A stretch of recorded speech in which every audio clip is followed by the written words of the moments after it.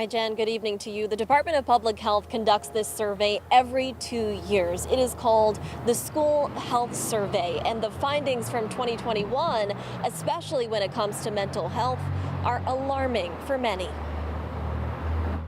It completely correlates with what I've been seeing. Dr. Lane Taylor is the medical director here at the Village for Families and Children in Hartford. Literally from birth to death, we support families and kids. It's a nonprofit mental health agency with many levels of care, and Dr. Taylor says the number of people seeking help has increased since the pandemic. Everything was so remote, and these kids were by themselves. A 2021 survey of Connecticut high schoolers supports that.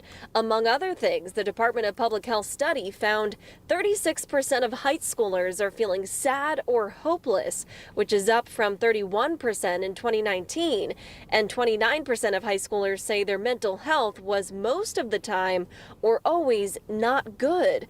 18% of respondents hurt themselves on purpose, and 14% say they've seriously considered suicide. The results aren't surprising considering where we were in terms of COVID, the COVID lockdowns and restrictions. Dr. Melissa Santos is the head of pediatric psychology at Connecticut Children's. At the height of COVID, their emergency room was filled with children seeking mental health help. The numbers have gone down, but the need is still there. This isn't over for kids. Our kids are still suffering and they're still in need of a lot of supports. The state has invested millions in resources, and while they're making strides, there's still more work ahead.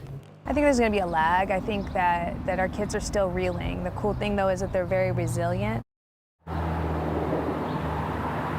Now, what are our state lawmakers doing to make sure that funding continues to be increased when it comes to providing mental health here in our state? We'll have that answer coming up at 6:30. In the meantime, if you or your child is struggling with their mental health, please call 211 or talk to their pediatrician. We're live here in Hartford tonight. Julia LeBlanc, Fox 61, Connecticut's news station.